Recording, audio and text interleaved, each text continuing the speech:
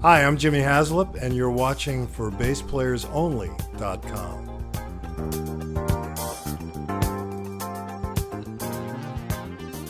Hi everyone, John Liebman here. You're watching for BassPlayersOnly.com. Coming to you today from a very special location. We are actually in the home of Yellowjackets co-founder Jimmy Haslip, somewhere in metropolitan Los Angeles, California. Hey, Jimmy. How you doing? Great. Thank you for welcoming us into your home. It's such a pleasure and an honor. My pleasure. We've done actually 2 interviews so far on for BassPlayersOnly.com. This is the third. And the last one was less than a year ago, and I don't usually do a follow-up so quickly unless there's a lot of substantive material to talk about, and in this case there is. Both of those interviews are still up on for BassPlayersOnly.com. Just in the little search thing, type in Jimmy Haslip, and both of those interviews and maybe a couple of other news stories or happenings along the way, you'll find those as well. But thank you. Well, thank you. The first interview, boy, I think that goes way back to 2010, and we talked about your musical upbringing. I remember you mentioned Long Island and your introduction to music and the bass, and I still can't fathom how you play the bass totally backwards and upside down, and boy, you've obviously figured that out. The whole Yellowjackets story and a bunch of other stuff, so great stuff on both of those interviews. But I want to talk about... Actually, I do want to touch on a couple of the, if we overlap just a little bit, I want to hear a little bit more about the formation of the Yellowjackets, because I think a lot of people may not know that Robin Ford played a major role in the formation of that band back in 1970. 78. Mm-hmm. So tell us about that. Well, he started the band. He met me on a gig. I was playing here in town with Flora Purim and Ayurto, and we met right after that gig, and he invited me to come over to his place to play some music.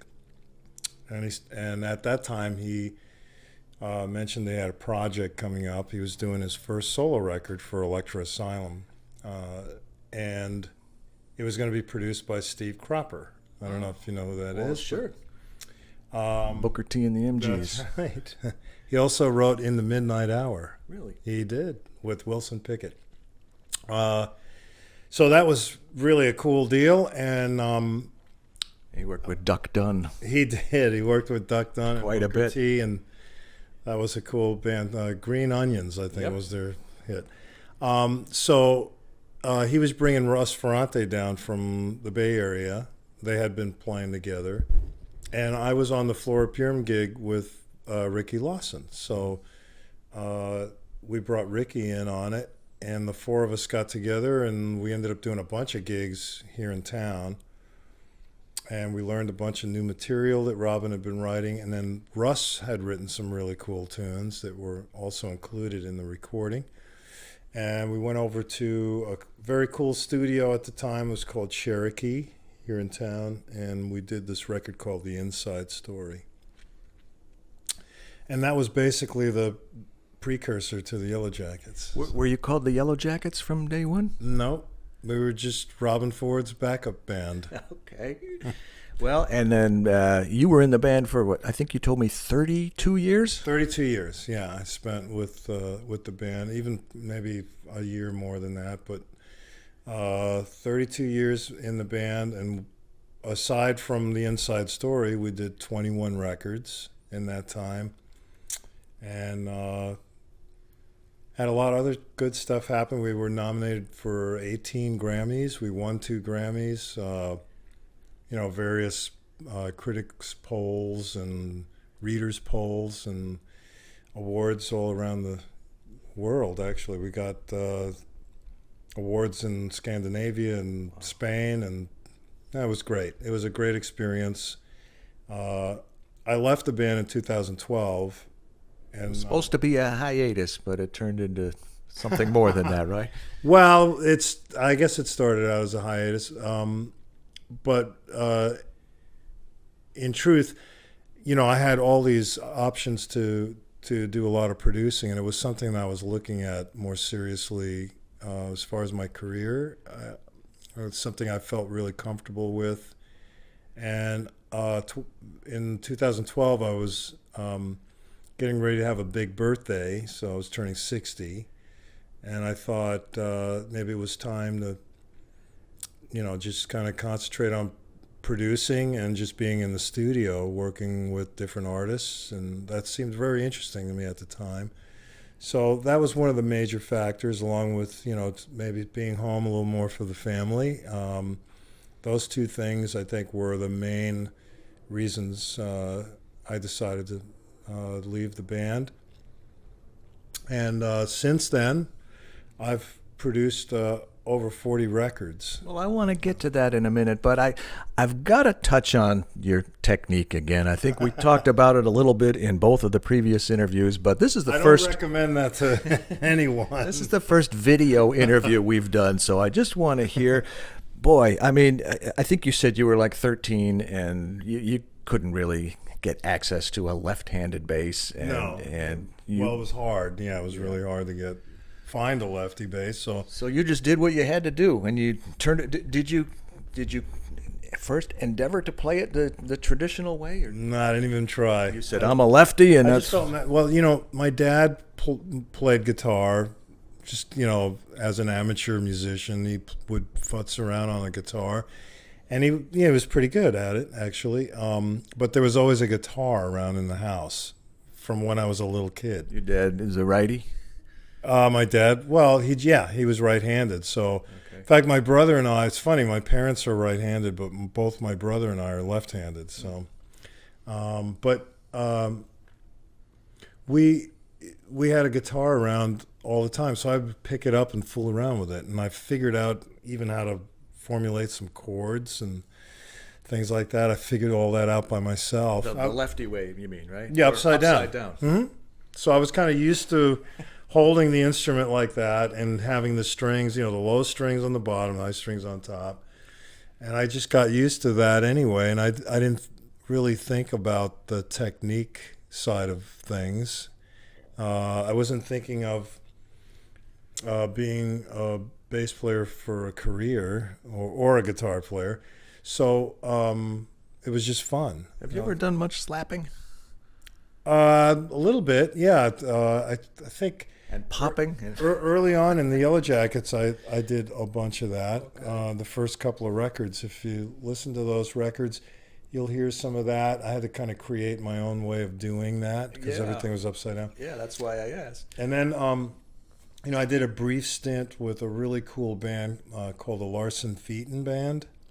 That was Neil Larson and Buzzy Featon. Oh, wow. Yeah. Buzzy Featon, I haven't heard that name in a while. They had a band called Full Moon, and I did a brief stint with those guys. The bass chair was kind of revolving. In fact, we talked about Willie Weeks. He was one of the guys they used a lot on the recordings and maybe some live performances. And then there was a really good bass player from Orange County that played with them a lot named Vernon Porter.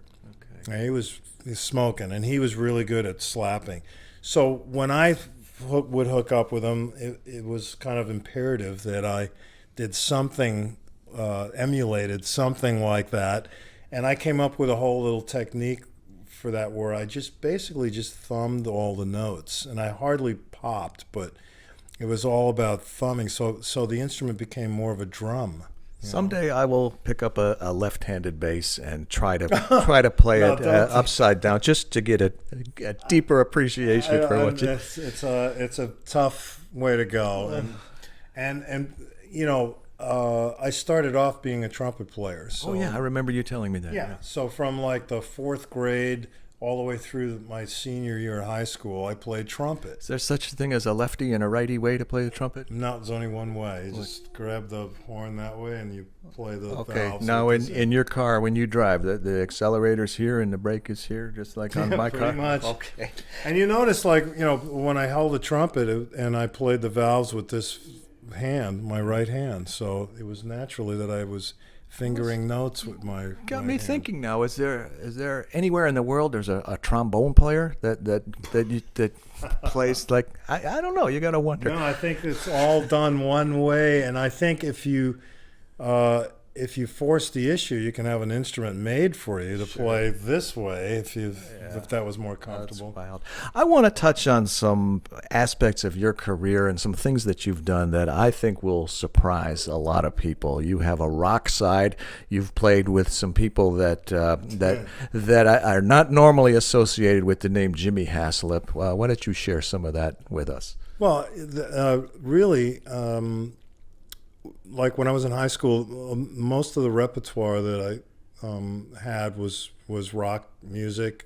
Everything from Jethro Tull. A lot of progressive rock too. Jethro Tull, Led Zeppelin. Well, that doesn't surprise me that that's what you listened to when you were growing up. Mm-hmm. But I mean, what I'm trying to get at is Kiss.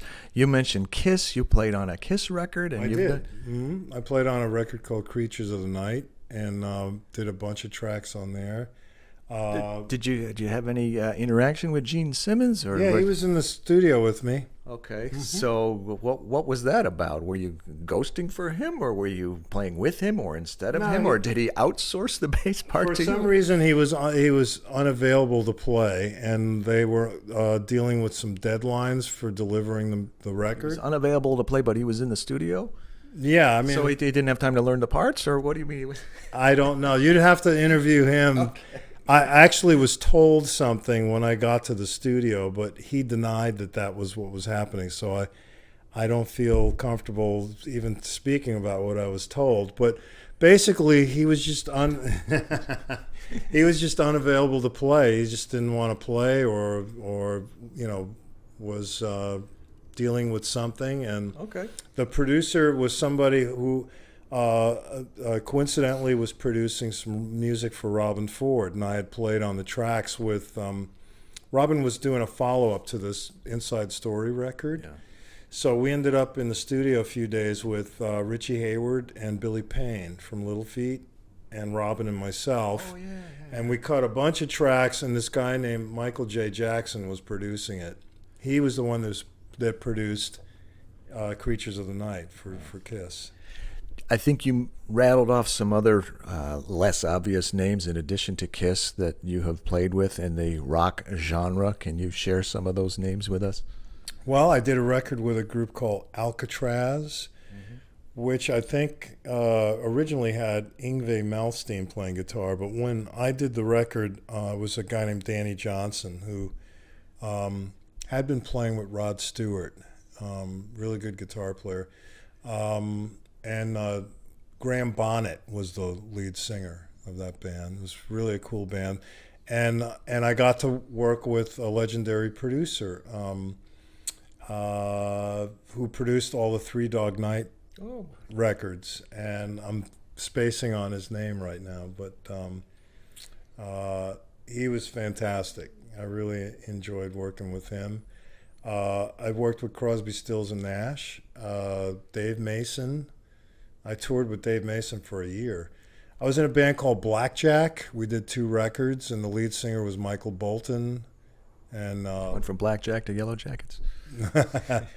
Yeah, no relationship there. In fact, the band Blackjack got its name because after the sessions, we'd play Blackjack with the manager of the band, and we'd always win all his money. So he'd get really angry at us. So eventually it was a joke, and then we ended up just calling the band Blackjack. So and did 2 really cool records for Polygram. The first one was produced by Tom Dowd, who I eventually got to work with later again on some Rod Stewart records. There's a documentary somewhere I stumbled upon on TV one time, his whole story. It's unbelievable. Yeah. He was an amazing producer and an amazing engineer. Person. Engineer, yeah. He started out being the original engineer for Atlantic Records and did everything from John Coltrane to Aretha Franklin, and just an amazing guy. I really enjoyed working with him. And then the second Blackjack record was produced by Eddie Offord, who produced all the Yes records. Mainly, my favorite record that I always was a big fan of was Fragile. Oh, He yeah. produced Well, that. yeah, Chris Squire shared a story with me when I interviewed him. He said apparently the producer had some headphones that were kind of tinny, and he kept saying, turn up the bass, turn up the bass. And that's why the bass, is, according to Chris, is so prominent on that record. And I guess the next one, they said, yeah, just do the same thing you did last time. It was great. So. Well, the bass is awesome on those records, so I was a big fan of Chris Squire's. Tell me about your equipment, Jimmy. Last time we spoke, you were telling me about your MTD bass, and we got all that great information. Mike Tobias, great guy, great instruments. Mm-hmm. But the thing that I also remember is Richard Roos and his company Trickfish, and I think you were a fairly new artist at that time. Tell me about Trickfish amps and why you like them and why you use them. I'll do that, and I'll also mention that I endorse two bass luthiers. Mike Tobias is definitely one, and I've been with him for years. And then there's Keith Roscoe. Oh, right. I've been working with Roscoe since '98, but I've been with Mike Tobias since the early '80s. Wow. Yeah. I have a couple Tobias basses before it was MTB, when it was Tobias. Yeah, I have a bunch of those, and I do have some really great new MTDs. Keith Roscoe and Guard is the other guy. Guard Lewis. Yeah. They're great people. And so, I just recently moved over to a new amp and speaker company, Trickfish, here in town, with Richard Roos. And Mike Pope was involved in designing the amp. He's a great player, too. He's fantastic. So I'm upright and electric. He plays fantastic. Yeah. I'm happy and fortunate to be with this company, Trickfish. They're a great company. The gear is fantastic. I love the equipment, and I'm trying to do my best to represent this new company. I think they're only about a year old at this point. I know Richard has been at the NAMM shows while he was ramping up, and Mike was there explaining everything, and then he just brought on Jerry Jamot, and I'm trying to remember some of the other Trickfish art. He just got Tim Landers is in there. Tim Landers, that's right. Ernest Tibbs. Yep, he's in there. Yeah, and I know he's talking to several other guys, and I'm happy to talk to anybody about the gear. Well, it sounds like word is getting out, and more people are starting to appreciate it, and I'm sure he's very happy to have you in the Trickfish family. I'm happy to be there. Hey, Richard. This might seem like a bit of a loaded question, Jimmy, but what's keeping you busy these days? There's a lot of production work on my desk right now. Like I mentioned before, since I left the Yellowjackets, I've produced over 40 records. So right now I'm producing 6 projects. As a guitarist out of Atlanta named Anthony Papamichael. He's a session player there who's played with everyone from Andre 3000 to Alicia Keys. And he's doing a solo project. It's a lot of fun with Sonny Emery on drums. I'm going to get Gary Novak to play on some stuff. And a really talented piano player named Randy Hexter, who I've worked with before. In fact, I played bass on his last record, which was primarily a tentet record called Fromage. And it's really incredible arranging on that record, if anybody is interested in that. It's independent release. I'm also producing a guitarist out of Dallas, Texas, named Kenny Poore. Yeah, you mentioned him last time. Mm-hmm. And I'm only co-producing half of the record. The other half's being produced by a gentleman in Nashville named Pat Coyle. And John Patitucci played bass on that stuff. And now he's left-handed, but he plays... He plays like, normal. I wasn't going to use that word, but That's okay. That's fine with me. So I'm working on that project. I'm producing a saxophonist here in town named Brian Grace with Chad Wackerman on drums. And I got Scott Kinsey to play some keyboards, and John DeVersa's on trumpet. Oh. and I'm playing bass on that. It's a fun record, kind of a Zappa-ish project. And I'm producing my fifth Jeff Lorber fusion record, which features a quartet of Jeff Lorber, Gary Novak, Andy Schnitzer, and myself. But we have other interesting guests on there. A great guitar player named Larry Kuntz, and another guitar player named Paul Jackson Jr. So there's some really cool guys on that project. I'm producing a composer from Bremen, Germany.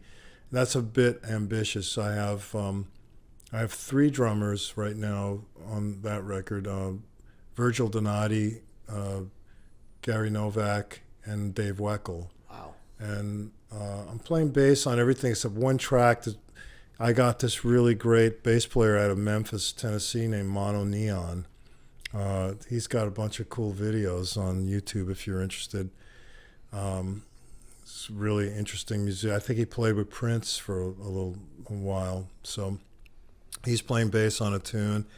I got John DeVersa on some stuff, Andy Schnitzer, Jerry Goodman on violin. Violin, yeah. Mm-hmm. And Scott Kinsey's playing some keyboards. Andy Millam from the DAP Theory. I don't know if you're familiar with that. It's a great band out of New York. I produced their last record, and they got a new record coming out now that was self-produced. It's going to be slamming, I'm sure. They're incredible musicians. And I think that's it. I think that maybe there's one other project that I'm working on. Well, I'm writing some music with Scott Kinsey now for a video game. I'm doing that now too. That's why I'm kind of set up to write. What about the balance between producing and writing and playing the bass? I think I know the answer, but let me hear it from you. It's just a matter of organizing your time. No, I mean the percentages. If on a pie chart here, it sounds like you're doing probably 60% producing and maybe 30% writing and 10% playing the bass. No, it's probably more like 50, 40, and 10. I'm not writing as much because of my time. I've been touring a bunch and doing a lot of live gigs with Jeff Lorber and another trio with Oznoy and Dave Weckl was playing with us. I'm going out with them in a couple of weeks. We're going to do like a 12-day run of Europe, starting in Boston with Keith Carlott. So, okay. Are you familiar with him? He plays with Steely Dan. Okay, well, I've interviewed Ready Freddie a couple of times, and we've talked about the band. He knows Keith Carlott. Yeah, that's how I know the name. I don't know him very well personally. But. Anyway, for me, it's like, I'm mostly involved in producing, but I'm getting my fair share of being able to play, and I am writing some too. I'm actually getting ready to spend more time writing because I'm getting ready to work on my 4th solo record. So that's the other thing I'm getting ready to produce right now. Well, you just opened it up for a follow-up, so we'll have to get together and hear all about that. Okay. Well, congratulations on everything. And appreciate it. Yeah, boy, it is great getting together again, and this time in person for a video interview. So keep doing what you're doing, and let's definitely make a point of getting together again. We want to hear about the solo record, and I have a feeling a whole great big bunch of new production projects that you'll be working on. I have 7 more things that I'm negotiating right now. Okay, so. Well, we got to give them something to want. We got to leave them wanting more, right? I should just tell you one more thing that just came out that I'm very proud of. I produced this guitar player here in town named Jeff Richmond, and Vinny Colaiuta's on drums, George Whitty on keyboards. I got Bob Mincer and Jeff Beal on trumpet, Bob Mincer on sax. Jeff Beal wrote the music for the Netflix show that my wife and I watch. Yes. With what's his name and what's her name? House of Cards. House of Cards. He wrote the music. He's writing the music for that. Yep. Yeah. He's an excellent trumpet player, and he played really great on this record. It's called Sizzle. It just came out. So. Okay. Well, thank you. That is a great note to end on because there's just on the cusp of boy, never-ending, a never-ending list of stuff. Jimmy, great hanging out and getting together, and thanks for inviting us into your home. It's a pleasure and an honor, and we look forward to getting together again soon. Wherever next time, we'll do it at my house. How's that? Okay. Okay. From the living room in the home of bass magnate and producer and writer and all those other things we've been talking about, Jimmy Haslip. I am John Liebman. You're watching for BassPlayersOnly.com.